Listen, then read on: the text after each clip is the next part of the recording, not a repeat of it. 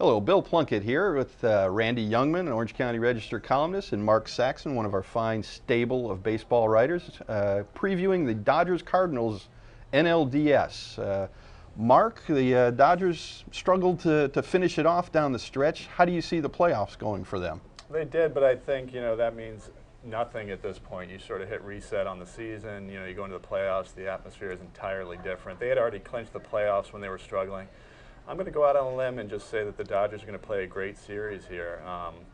People say that their pitching is suspect. They were, they led the league in ERA. I mean, the facts don't support that. The fact that they don't have an ace is a bit of an issue, some people think, and I don't think it will be. I think they'll score a lot of runs and surprise some people.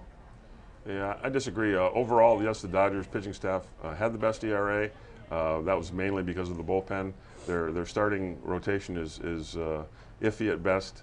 And the reason the Cardinals are going to win this series, I believe, is their top two starters. They remind me of Chris Carpenter, and Adam Wainwright remind me of Randy Johnson and Curt Schilling in 2001 when they carried the Arizona Diamondbacks past the Yankees all the way to the World Series. So you got two Cy Young candidates. They're coming to Dodger Stadium. The Dodgers do not hit Carpenter well. I wouldn't be surprised if they won the first two games at Dodger Stadium, and it's a very short series.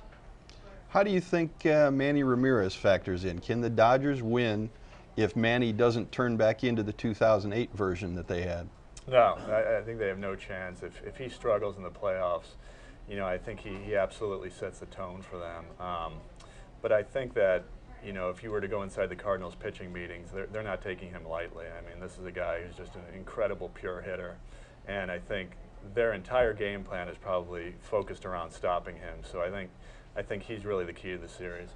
Yeah, I would agree. But Manny Ramirez in the last 31 games, I think, has hit 257. He's looked worse than I've ever seen him look at the plate, missing 88-mile-an-hour fastballs down the middle. So obviously he's pressing. I don't know what's wrong with him.